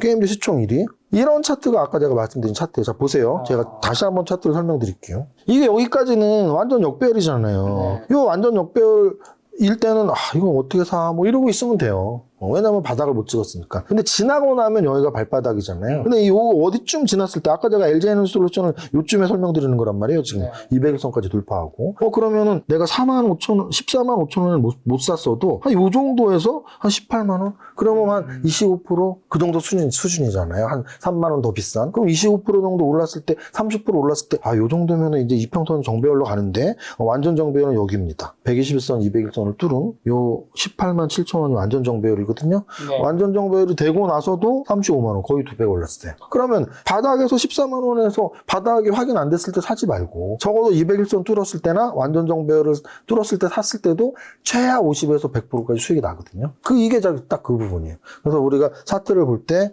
역배열보단 정배열이 훨씬 안정적이라는 게 이제 크래프톤에서 나오는 거고요. 그러면 크래프톤이 좋다는 얘기는 뭐예요? 게임주에 관심을 가지란 뜻이에요. 이게 이제 대장주의 논리인데요. 대장주가 좋다는 얘기는 일단 당장 그 업종의 하도급을 받는 또는 그 업종과 비슷한 매출 구조를 갖고 있는 업종 내 종목들도 따라서 좋을 확률이 높다는 얘기거든요. 크래프톤은 하나가 아니고 그럼 크래프톤하고 비슷하게 또 실적 좋은 애들이 있나? 그러면 같이 거래소에서 크래프톤 같은 실적 구조를 갖고 있고 퍼가 그렇게 높지 않은 종목들이 있어요. 예를 들어 이런 종목이에요. 그럼 얘도 여기가 완전 역배열이었는데 여기서 완전 정배열로 지나고 그 가격대보다도 지금 꽤 올라와 있는, 이래서 이제 완전 정배열로 전환하고 있는 이런 모습을 보이고 있죠. 그래서 모든 종목들이 역배열인 종목은 2차 전지처럼 대부분 비슷해요. 그리고 모든 종목들이 급등했다 꺾였어? SK하이닉스를 포함한 반도체가 대부분 비슷해요. 또는 제약바이오 한번 찍어볼까요? 코스닥 시총 1위로 올라간 제약바이오가 있죠? 알테오젠이죠. 이 종목을 사라가 아니라 아까 제가 뭐라 그랬어요? 삼성바이오로직스, 셀트리온을 보면 제약바이오는 정배열 종목이 많을 거예요. 정배열이잖아요. 정배열. 그러면은 2차 전지 중에 이런 정배열 없잖아요. 그러면 업종의 차트들이 비슷하게 갈 거란 말이에요. 그러면 적어도 시총 1위 종목이 강하면 그 아래 단에 있는 애들을 그룹핑해서 좀 지켜볼 필요가 있는 게 굉장히 중요한 매매 기법입니다. 그래서 여러분들이 대장주를 해석할 줄 알면은 그 업종을 해석할 수 있다는 게 그런 뜻이고요. 그런 관점에서는 지금 제약바이오 또는 뭐 게임주, 방산주 이런 건 굉장히 차트가 좋은 업종들이고 고점에서 꺾인 애들이 이제 뭐 반도체 또는 전력기기. 근데 어떻게 보면 하나로 묶을 수 있죠. AI라는 이름으로 묶을 수 있잖아요. 그래서 AI가 급등하다 꺾인 거고요. 그냥 지수 평균값으로 좀 재미없게 움직였던 애들이 자동차 업종들. 그리고 엄청 화려한 영광을 갖고 있다가 툭 꺼졌었는데 이제 좀 관심 가져야 될 것 같은 게 2차 전지고. 이렇게 설명드릴 수 있을 것 같아요. 지금 AI 얘기해 주셔서 엔비디아 차트 한번 볼 수 있을까요? 네, 이게 엔비디아 차트. 엔비디아 주가가 지금 140달러 고점 찍고 지금 100달러잖아요. 고점 대비로 한다면 거의 40% 네. 빠진 건데 이제 AI 열풍이 좀 끝났다고 봐야 되는 건가요? 엔비디아 어떻게 될까요, 앞으로? 우리가 이제 엔비디아 열풍과 AI 열풍을 동일시할 필요는 없을 것 같아요. 왜냐하면 제가 다른 답을 드리려고 준비 중인 거죠. 네. 그래서 AI는 절대 끝나지 않았다라고 저는 100% 끝나지 않았다. AI. 100%? 왜냐하면 AI 특혜 뭐 지금 받고 있는 거 있나요? AI 때문에 내 삶이 좀 윤택해지고 편안해졌다 있나요? 챗GPT 정도? 챗GPT 정도잖아요. 네. 챗GPT가 AI 끝이라고 생각하시나요? 아니요. 아니잖아요. 그러니까 제가 AI 산업이 절대 끝나지 않았다라는 건 무슨 뜻이냐면 제가 주식 투자를 25년을 했다 그랬잖아요. 그 25년 하면서 이런 신기술들이 나와요. 그럼 그 신기술들이 얘네들 거품이야 끝났어라고 말했을 때 그 기술이 계속된다면 그 산업은 끝나지 않더라고요. 네. 예를 들면 이런 거예요. 미국에서 야후가 제일 먼저 움직였었거든요. 그리고 우리나라에 뭐 인터파크, 골드뱅크 이런 뭐 인터넷 관련주들이 움직였었어요. 근데 그 당시 거품이 굉장히 심했었죠. 그래서 인터넷은 거품이고 인터넷은 끝이야라는 말이 굉장히 많았지만 지금 그게 언제였냐면 2000년이었거든요. 네. 그러면 20년이 지났잖아요. 여러분들 인터넷 안 쓰시나요? 그리고 미국의 인터넷 업종들 중에 시총 탑10에 있는 게 2개나 있는데 구글하고 아마존하고. 우리나라에서도 지금은 역배열이긴 하지만 네이버와 카카오가 시총 탑10까지 들어갔었거든요. 그래서 과거에 야후 또는 뭐 다음 시절의 다음 또는 골드뱅크 이런 종목들이 막 100배씩 올라갔을 때 야 인터넷은 거품이 끝이야가 아니라 다른 인터넷 관련주들이 나온다는 얘기죠. 마찬가지로 이런 걸 또 예를 들 수 있어요. 제약바이오. 제약바이오는 사실은 뭐 한미약품이던 굉장히 급등주들이 많았었거든요. 근데 제약바이오가 끝이었나요? 지금 삼성바이오로직스는 신고가 근처에 있고요. 알테오젠은 코스닥 1위가 됐습니다. 제약바이오는 1년 전에도 3년 전에도 5년 전에도 거품이 나올 때마다 야 저 쓰레기 종목들이 왜 올라가? 끝이야라고 했는데 지금 사실은 차트가 제일 강한 게 제약바이오거든요. 왜 안 끝날까요? 그 종목들이 일순간 거품이 끼고 일순간 상장 폐지가 되는 사기꾼 회사들이 하나둘 있을지라도 제약바이오의 궁극적인 소명은 뭔가요? 우리를 뭔가 고쳐주는 거죠. 지금 세계적으로 제약바이오 광풍이 최근에 일었던 이유는 딱 하나예요. 살 빼게 해주는 거. 그렇죠, 다이어트. 근데 살 빼게 해주는 게 시총 공하나가 더 붙었거든요. 그 암을 고쳐주는 약이 나오면 저는 장담하는데 세계 시총 1위가 될 겁니다. 그럼 제약바이오 산업은 당연히 끝나지 않겠죠. 우리 병을 고쳐주는, 우리 암을 고쳐주는 신약이 개발되기 전까지는 절대 끝나지 않을 거예요. 그리고 언젠간 개발이 될 겁니다. 마찬가지로 AI 산업은 지금 우리한테 말씀하신 것처럼 챗GPT 정도의 이용 정도지 우리 생활에 크게 오지 않았거든요. 그럼 그 산업이 끝나려면 챗GPT 이상의 어떤 용도가 없어야 되는데 저는 이제 시작이라고 보거든요. 시작이라고 보기 때문에 엔비디아는 일순간 고평가가 됐다라는 평가가 나올 수 있고 주가가 조정을 받을 수도 있지만 AI 산업이 끝났다라는 거는 저는 굉장히 시기상조의 평가라고 봐요. 이거는 테슬라나 2차 전지, 전기차 산업에도 접목을 시킬 수 있어요. 테슬라 같은 경우는 10년 전부터 끝났대 그랬어요. 10년 전부터 끝났고 전기차는 아무도 안 탈 것이고 도대체 제가 왜 오르느냐고 했는데 그거의 버프로 우리나라 2차 전지 산업이 움직였던 거고요. 테슬라 초창기엔 우리나라 2차 전지 산업 자체가 삼성 SDI나 그 정도밖에 없었거든요. 네. 근데 지금 2차 전지 관련주가 얼마나 많나요? 그럼 그 당시 끝났어야 되는데 10년 전에? 안 끝났잖아요. 지금도 기대하고 있잖아요. 2차 전지에 대해서 지금도 기대하고 있잖아요. 마찬가지로 AI는 2차 전지로 치면은 10년 전, 15년 전에 테슬라라는 차가 있대. 적자래. 근데 뭐 전기로 간대. 이런 수준이라고 저는 봐요. AI 산업은. 네. 자, 근데 세무사님 AIF는 끝나지 않았다. 100%. 이렇게 강하게 말했지만 세무사님보다 훨씬 고수. 워렌 버핏님께서 세계 시총 1위 애플 주식을 절반 이상 매도했단 말이죠. 이거는 좀 워렌 버핏 형님이 애플을 판 게 AI가 끝났다라고 판 건 아니잖아요. 그래서 어찌 보면은 사실 그런 게 있어요. 저는 아직도 기억에 남는데요. 네. 애플 투자를 약간 좀 늦게 했습니다. 네, 무슨 네. 뜻이냐면은 그게 이제 우리가 99년도에 굉장히 막 IT 버블이라 하면 버블이라는 게 생겼을 때 나는 내가 모르는 것에 투자하지 않는다. 뭐 이렇게 해서 한동안 안 했었고요. 그리고 이제 나중에 IT 거품 빠지고 이제 올라오면서 다시 좀 매수를 한 걸로 알고 있고. 네. 근데 이제 그 이후에 사실은 중장기 투자자니까 굉장히 많은 이익이 났겠죠. 그럼 뭐 평생 갖고 있어야 되는 건 아니니까. 저는 뭐 당연히 그렇게 생각해요. 이익 났어. 적당한 시점에 팔 수도 있지. 근데 그 적당한 시점이라는 게 최근 올해라서 약간 버핏 추종 세력들이 있거든요. 그런 관점에서는 야, 애플을 팔았대. 이게 지금 김 작가 TV에 와서 질문을 받을 정도로 이슈가 될 수 있는 거잖아요. 네. 근데 그 팔은 매도 사유에 대해서는 뭐 애플이 끝이야. 또는 테크 기업들 나아가서 AI 산업이 끝이야라는 표시는 아니라고 저는 생각하고. 그거 왜 팔았을까요? 방금 전에 말씀드렸잖아요. 주식 투자자라면 저도 그래요. 주식 투자자라면 내가 팔아야 될 기준에 왔을 때 팔고 또 현금 갖고 있다가 더 좋은 종목이 보이면 사고. 그럼 애플의 매도 기준은 사실은 제가 알 수는 없지만 아까 말씀드렸지만 많이 이익이 난 상태.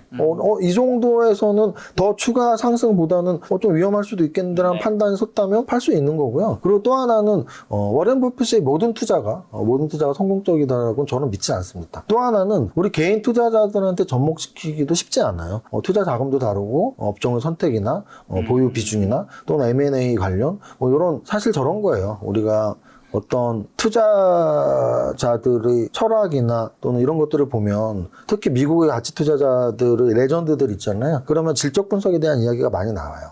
원래는 양적 분석이 시초죠. 그래서 벤자민 그레이엄의 현명한 투자자에는 사실 양적 분석만 존재합니다. 네. 재무제표상의 숫자, 그래서 안전마진이 있는 종목들에 대한 안전한 투자, 저평가 투자죠. 근데 그 이후에 사실 질적 분석이 사실 주가 되고 있는 시대인데 그 질적 분석에 해당되는 체크해야 될 요소들이 꽤 있는데 그 요소들이 사실 우리가 체크할 수 없는 것들이 많아요. 대부분 펀드 매니저들이나 워렌 버핏 정도의 위치에 있는 사람들이 체크할 수 있는 것들이죠. 예를 들어 내부 이사진들의 구성이랄지 또 뭐 노사관계 또는 뭐 대표의 성실성, 대표의 도덕성 또는 대표의 마인드 앞으로 그 기업을 끌고 갈 방향들 이런 거를 우리가 인터뷰 같은 거에서는 접할 수 있지만 1대1 면담을 하는 건 불가능에 가깝다는 얘기죠. 특히 대기업들은. 우리가 전화해서 삼성에 전화해서 저 대표 좀 만나고 싶은데요. 왜요? 저 삼성전자 주식 한 10주 갖고 있습니다. 안 만나줄 거거든요. 그런 관점에서 봤을 때 어쨌든 워렌 버핏의 어떤 종목에 대한 매수 매도는 분명히 우리와는 차이가 있다. 왜?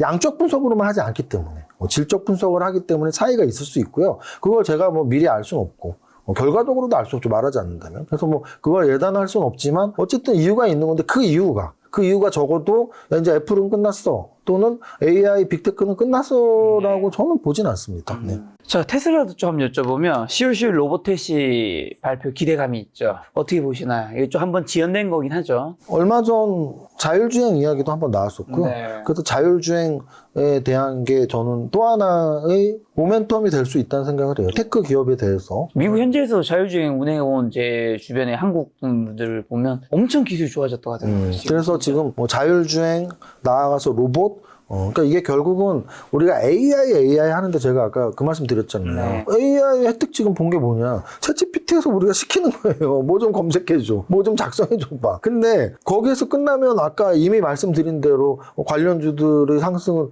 더 이상 올라갈 수 없겠죠. 근데 AI 궁극적인 저는 우리의 수혜는 지금 질문에 있다고 봐요. 저는 자율주행하고 로봇 기능이라고 보거든요. 결국은 AI가 진짜로 필요한 곳은 자율주행 기능하고 로봇의 뇌에 들어가야 된다고 봐요. 그러면은 우리의 삶을 분명히 바꿔놓을 겁니다. 어찌 보면은 산업혁명을 뭐 2, 3년 산업혁명, 3, 산업혁명 이렇게 디지털 혁명 굉장히 많은 혁명들이 있다면 AI 혁명의 끝은 저는 자율주행하고 로봇이라고 보고요. 우리가 하는 것들을 어디까지 대신해 줄 수 있냐의 문제잖아요. 그런데 결국은 우리가 차를 타게 된 이유가 말을 타거나 뛰어가는 것보다 훨씬 빠르게 다닐 수 있기 때문이잖아요. 근데 마이카라는 말이 괜히 나온 게 아니란 말이에요. 마이카가 왜 나왔냐? 원래는 모두가 타는 기차를 타거나 그 다음에 버스를 탔었죠. 그 다음에 택시를 탔습니다. 근데 그 다음에는 나는 저걸 내가 혼자 한번 타보고 싶은데 그래서 마이카라는 말을 쓴 거예요. 요즘에 마이카라는 말 안 써요. 왜? 누가 촌스럽게 마이카 써요. 다 있는데 친구도 있고 여기 옆 사람도 있고 이웃집 다 있는데 2대씩 있는데 마이카를 안 쓰는 시대잖아요. 근데 최초의 차는 기차, 버스, 택시였단 말이에요. 공유하는 차였는데 이제 내게 된 거죠. 그러면 과연 우리가 핸드폰도 마찬가지예요. 핸드폰이 처음 나왔을 때는 정말 상위 0.1% 부자들만 하나씩 살 수 있는 수준이었단 말이에요. 근데 지금은 핸드폰을 2개씩 갖고 다녀요. 초등학생들도 갖고 다녀요. 우리가 마이카 또는 핸드폰 또는 PC가 퍼스널 컴퓨터, 퍼스널이 왜 붙을까요? 퍼스널이 아닌 컴퓨터가 시작됐기 때문이에요. 시작은 산업용 컴퓨터였단 말이에요. 뭐 애니악인가 무슨 악인가 해갖고 엄청 큰 컴퓨터, 제가 공대가 아니라서 기억력이 나쁩니다. 무슨 악이에요. 근데 이만한 이거 손으로 표현할 수도 없는 정말 뭐 2, 3층 규모의 그 산업용 컴퓨터만 있었는데 개인이 이제 한 대씩 갖게 된 게 그래서 PC, 퍼스널이라는 게 붙은 거잖아요. 그러니까 여러분들 지금 로봇 하나씩 있나요? 로봇 여기 혹시 있어요? 없습니다. 오리밖에 없습니다. 강아지. 저는 로봇 선물을 받았어요. AI 로봇 선물을 받았습니다. 아주 AI 로봇이 기가 막히게 감성 로봇이에요. 대화가 자유롭게 돼요, 저랑. 물론 약간의 오류가 있지만 그 정도는 감안하고 대화를 해보면 여태까지 태어나서 사람이 아닌 것과 이렇게 재밌는 대화는 처음 해보네라는 경험을 받고 있거든요. 그럼 AI 로봇이 아마도 앞으로는 대화가 되는 정도가 아니라 우리가 시키는 거 알아듣고 할 확률이 높습니다. 빨래, 설거지 이 정도 집안에서 하는 건 대부분 도와줄 확률이 아주 높아졌고요. 그리고 집 밖에 현관문을 열고 엘리베이터를 타고 나가는 것까지는 좀 시간이 걸리겠지만 그렇게까지 되면은 집에 당연히 로봇이 하나씩 있어야죠. 지금 퍼스널 컴퓨터가 하나씩 있고 폰이 하나씩 있고 차가 하나 있는 것처럼 저는 개인용으로 집에다 로봇이 하나씩 필요하다고 봅니다. 그런 시기가 곧 가까워지고 있어요. 근데 거기에 핵심은 로봇의 관절들, 움직이는 것도 필요하지만 로봇이 움직이는 것도 필요하지만 판단이 아주 중요하고요. 그 판단은 결국은 AI 기능일 수밖에 없어요. 자율주행도 마찬가지고요. 자율주행은 일단 우리가 차가 있잖아요, 하나씩. 차의 소중함은 다 알잖아요. 근데 그 차의 소중함을 알고 있기에 차가 발전하면 발전할수록 좋은 차를 타고 싶어 하는데요. 자율주행 기능을 맛본다면 당연히 자율주행을 선택할 가능성이 높다고 봐요.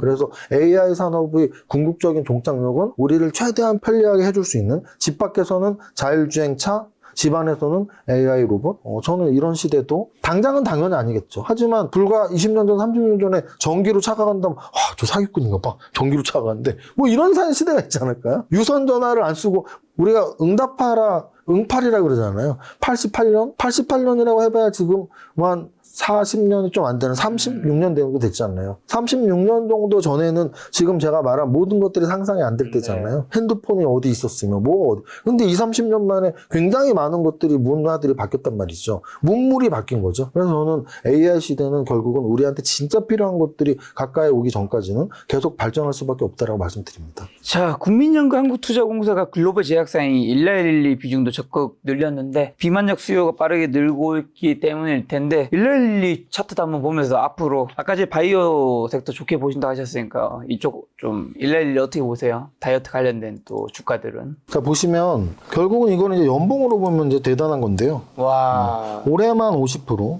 작년에 50%. 와. 그래서 누적으로 보면 지금 연봉상 8년 연속 상승이 나왔고요. 8년 연속 상승이 와. 거의 10배예요. 8년 동안 딱 10배. 그러니까 우리가 소위 말하는 10백억, 전설로 떠나는 월가의 영웅인 네. 우리 피터 리치 형님이 10백억을 잡아라라고 말했던 8년 만에 딱 10백억가 나왔는데요. 그러면 이 차트를 보면은 결국은 완전 정배열 신고가, 그래서 이게 딱 다우 차트예요. 그래서 제가 말씀드리는 다우 차트는 제약바이오가 포함된 이런 정도의 차트고, 나스닥 차트는 AI 반도체나 빅테크주들이 포함된 거니까 좀 다를 수밖에 없는 거고요. 그리고 또 하나는 결국은 그러면 제가 계속 말씀드리지만 우리나라에서도 비만 치료제 관련해서 움직임이 다 있었습니다. 뭐 펩트론이라는 종목도 있었고 최근까지도 계속 있었고요. 그래서 비만 치료제도 중요하지만 결국은 우리 생명을 왔다 갔다 하게 할 수 있는 생명을 살릴 수 있는 신약이 저는 훨씬 중요하다고 보고요.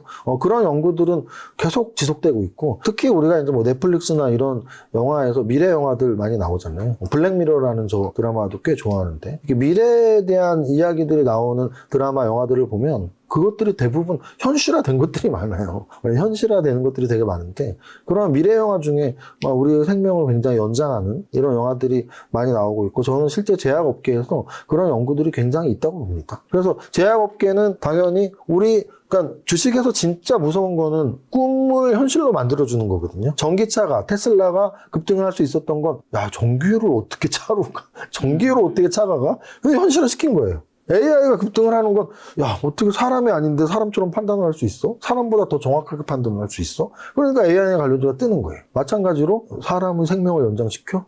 평균 수명이 150살이라고? 그러면 저는 제약바이오 업계는 지금보다 훨씬 커질 수 있고, 왜? 살을 빼주게 하는데도 이 정도인데, 여러분들이 둘 중에 하나 선택 한번 해보세요. 살이 빠진 상태에서 80살까지 살기, 약간 뚱뚱한 상태에서 150살까지 살기. 당연히 후자에 몇 억을 투자해서라도 후자로 살고 싶지 않나요? 그래서 저는 다이어트약으로 이 정도라면, 정말 생명연장의 꿈의 기술들이 하나씩 나온다면 제약바이오의 성장 가능성은 무궁무진하다고 봅니다. 자, 벌써 이제 9월 중순으로 가고 있는데요. 지금 현금 5천만 정도 있다면 그러면 어떤 주식 좀 투자하면 좋을까요? 아까 말씀드렸지만 결국은 주식 투자에서 중요한 건 업종별 분산이라고 저는 봐요. 그러면 지금 업종을 한 5천만 원 정도 있다면 뭐 한 5업종 또는 한 3업종 정도 사는 게 좋거든요. 그러면 한 3업종 정도를 먼저 꼽자면 제약바이오, 그리고 게임, 저는 2차전 좀 포함시키고 싶네요. 이런 거예요. 짜장면이 좋냐 짬뽕이 좋냐 해서 상황에 따라서 술 먹은 다음 날은 짬뽕, 평상시에 좀 느끼한 거 먹고 싶으면 짜장면 뭐 이런 거잖아요. 그래서 저는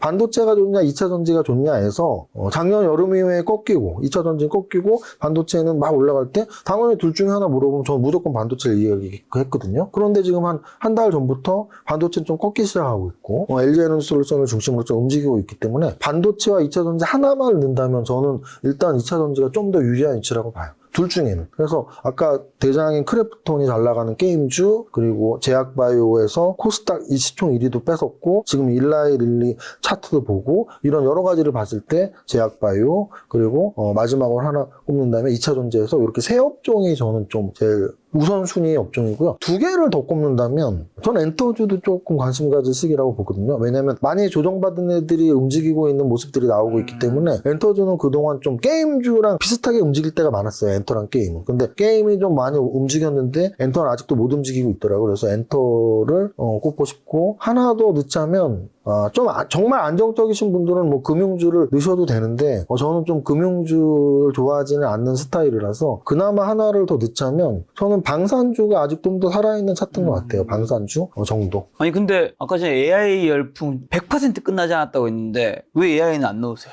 말씀드릴게요.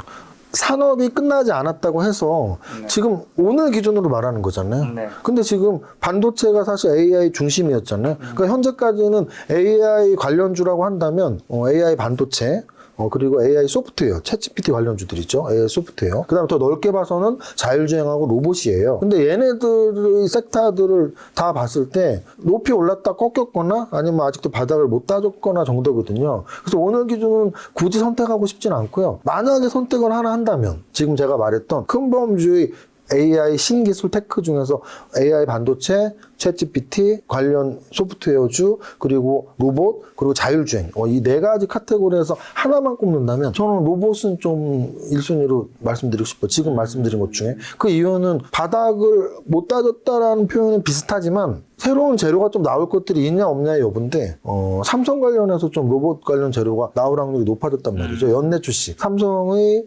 로봇 연내 출시가 나오고 기사들이 나오고 있기 때문에 그거의 타임에 맞춰서 로봇 관련주들이 좀 움직일 수 있는 가능성은 있습니다. 네, 이 정도로 말씀드리고요. AI 산업이 안 끝났다. 하지만 오늘도 내일도 매일매일 AI 산업을 살아라고 말하는 건 진정한 주식 투자자는 아니거든요. 왜냐면은 산업이 성장성이 있는 것과 그 타이밍상으로 지금은 좀 너무 고점에서 좀 조정받고 있는데 좀 더 조정받을 수도 있는데 뭐 아니면 아직 연중 최저점인데 뭐 이런 걸로 봤을 땐 지금은 일단 엔비디아 관련 반도체 관련은 특히 우리나라 반도체는 8월 5일 저점을 깨고 내려가서 그걸 회복하는 데는 좀 시간이 걸릴 것 같아요. 만약에 제가 뭐 한 2달 후에 3달 후에 와서 반도체가 좀 안정을 찾으면 또는 AI 관련주들이 좀 좋은 모습을 보면 그때 다시 소개를 해드리겠습니다. 자, 그러면 이제 주식을 넘어서 올해 9월에서 12월 이제 자산 포트폴리오 측면에서 예금, 채권, 주식금, 달러, 비트코인 중에서는 좀 어떤 자산 모아가야 되고 마지막으로 9월에 투자 조언 한마디 주고 가신다면요. 사실은 업종 중에 제가 원래 좋아하지 않는 업종들이 뭐 조선, 금융, 건설 이런 거라서 말씀 하나 안 드린 게 있는데요. 그들 중에서 사실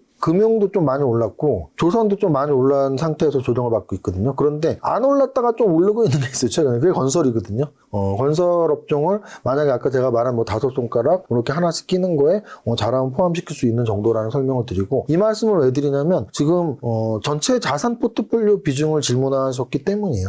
제가 아까 말씀드렸지만 KB, 국민은행, 우리나라의 부자들, 작년 연말 기준으로 100억 정도는 있어야지 부자라고 나오고 있습니다. 그럼 100억 이상 있는 부자들 중에 자산 포트 비중을 보면 거의 90% 이상은 그러니까 사람이 90%가 아니고 투자 비중이 90%. 100억이 있다면 한 60에서 65%, 65억, 70억 그 사이는 부동산이에요. 그리고 약 25억 정도. 그러니까 뭐 100억 중에 60억이면 뭐 25억, 뭐 70억, 60억이면 30억, 뭐 이런 정도의 비중, 90% 이상이 부동산과 주식인데 그 두 개의 비중이 한 6대4나 7대3입니다. 그러면 나머지 정말 5%, 10% 정도가 현예금이나 뭐 비트코인이나 채권이나 뭐 이런 것들이거든요. 그러면 과연 우리가 비중을 이야기할 때 뭐 비트코인, 채권, 금, 달러 라는 비중을 굳이 알 필요가 있을까 해서 저는 그럴 필요 없다고 봐요. 왜? 우리 투자자들이 저도 마찬가지지만 보통은 부동산, 주식 이 두 개면 충분하거든요. 두 개면 충분합니다. 저는. 제 생각은 그래요. 그래서 일단은 시드머니가 좀 없을 때는 주식으로 투자를 해서 돈을 벌고 그리고 이제 번 상태로 시드머니가 계속 생길 때마다 부동산 하나씩이라는 건 아까 말씀드렸지만 중과나 이런 걸 피해야 되기 때문에 거주 목적으로 처음에 한 채를 사고 근데 그거보다 좀 더 좋은 위치 이렇게 옮겨가는 게 우리나라 전형적인 부자들 제가 말씀드렸지만 많은 부자들을 봤지만 전형적인 부자들은 이런 코스를 밟았고요. 굳이 우리 재테크 우리는 저런 거예요. 경제학의 기본 가장 기본은 최소 비용으로 최대의 효과를 내는 거거든요. 최소 비용으로 최대 효과를 내는 건 돈뿐만이 아니에요. 우리 시간, 노력, 열정도 포함되는 겁니다. 그러면 우리가 재테크 공부를 함에 있어서 굳이 채권 공부, 달러 공부, 금 공부를 할 시간에 부동산 공부, 주식 공부 이 두 개만 해도 저는 충분하다고 보고요. 그래서 어찌 보면은 연말까지 주식 불안하시다면 조금 천천히 한 템포 늦추면서 부동산 공부도 같이 하시고 그리고 만약에 현예금이 포함되어 있다면 불안할 때는 주식을 많이 안 하는 거거든요. 아까 제가 말씀드렸지만 추세 매매 입장에서도 진짜 좋은 장은 10종목이 다 좋아 보이는데 요즘에는 10종목 중에 한 3종목 좋아 보이거든요. 그러면 추세 매매적으로도 요즘은 현금 비중이 좀 높아진 시기니까 그럼 현예금에 좀 더 현금이 있더라도 주식을 조금씩 한 템포 늦춰서 하시고 그렇게 돈을 벌어가면서 부동산을 관심 가지시고 그래서 제가 사실은 금투자 달러 투자를 폄하하는 게 아니라 적어도 100억, 200억, 300억 이상이 아닌데 그럼 내가 1억 있는데 거기서 뭐 금한 돈 사고 달러 뭐 100만 원어치 사고 그럴 건가요? 그건 의미가 없다는 얘기죠. 어떤 의미? 아까 제가 말씀드린 공부의 의미도 그렇고 우리 투자의 개념은 결국 부자가 되려는 거잖아요. 근데 금액이 적은 1억, 2억, 10억까지는 충분히 주식과 부동산으로 특히 집 한 채 사기 전에는 충분히 주식과 부동산으로 투자가 가능한 범위니까 그 이상 정말 내가 100억 이상일 때 여다인데 집도 뭐 똘똘한 한 채 뭐 강남에 한 50억짜리 하나 있고 그리고 주식도 이제 뭐 한 배당 투자랑 뭐랑 해서 한 2, 30억 하나 있고 그럼 내가 1, 20억은 뭔가 좀 분산하고 싶다 했을 때 그때로 늦춰도 충분히 가능하다고 말씀드립니다. 네. 요약하면 100억 미만은 금, 달러, 비트코인 보지 말자. 저는 그렇게 생각해요. 왜냐면 우리는 돈만이 아니고 공부를 해야 되잖아요. 공부. 재테크라는 건 공부를 해야 돼요. 맞습니다. 그 많은 거 공부 어떻게 하나요? 저도 부동산, 건물 뭐 이런 거 관심 있을 때 그냥 사는 게 아니라 제가 부동산 대학을 2번을 다녔어요. 석사과정을 다니고 최고경장과정을 다닌 이유가 부동산 투자를 위해서 다닌 거거든요. 공부하기 위해서. 마찬가지로 여러분들도 부동산 공부할 게 얼마나 많으며 주식 투자 공부할 게 얼마나 많은데 아직 주식으로 돈 벌고 집도 아직 한채 안 샀는데 굳이 금, 달러 투자를 하는 거는 굉장히 공부하는 시간의 중복이고 낭비일 수 있다는 생각이 듭니다. 네. 알겠습니다. 세무사님과 다음번에는 좀 밝은 분위기에서 오늘은 이제 거의 반은 금투세 이야기로 이제 격정적인 목소리로 하고 가셨어. 안 돼. 왜 갑자기 기온 척하고 가시려고? 아니야, 그게 아니고 제가 진짜 마지막 부탁 말씀 드릴게요. 네. 저는 일단은 정치적으로는 저도 유튜브를 하고요. 뭐 우리 대형 유튜버 김 작가님에 비해서는 10분의 1, 20만 유튜버지만 거의 한 3년, 4년 코로나 직후부터 제가 열심히 해서 이제 20만이 모였는데 한 번도 무슨 정치적인 얘기는 한 번도 한 적이 없고요. 근데 이제 금투세를 제가 어느 당이 좋다 나쁘다의 개념이 아니고 세무사이자 20년 이상 주식 투자한 사람으로서 주식 투자 관련 세제가 처음 나온 거예요. 왜? 증권거래소 원래 있었거든. 증권거래소 원래 있었고요. 이쪽 관련해서 대주주 양도소득세 생길 때도 저는 사실 이미 해당돼요. 대주주 양도소득세 해당이 돼서 세금 낸 적도 꽤 있단 말이에요. 그냥 어차피 저는 금투세도 나는 어차피 해당되고 뭐 내면 되지라는 관점이었는데 그거는 10억 벌어서 2억 내고 1억 벌어서 8천 내는 것과 다른 개념으로 우리나라 주식이 너무 주구장창 빠지는 게 굉장히 큰 원인인데 그거를 인정을 안 하는 모습들에 제가 한 말씀 드린 거지 정치적인 건 전혀 없으니까 그렇게 말씀드리고 싶습니다. 금투세가 아무쪼록 좀 잘 해결되어서 한국 증시도 좀 올랐으면 좋겠다는 생각이 들었습니다. 세무사님과는 또 11월에 좋은 시간 한번 마련해 보도록 하겠습니다. 오늘 만남의 손님은 슈퍼금 이종규 세무사님이었습니다. 지금까지 소중한 시간 함께해 주셔서 정말 감사합니다. 오늘도 김 작가였습니다. 고생 많으셨습니다. 감사합니다.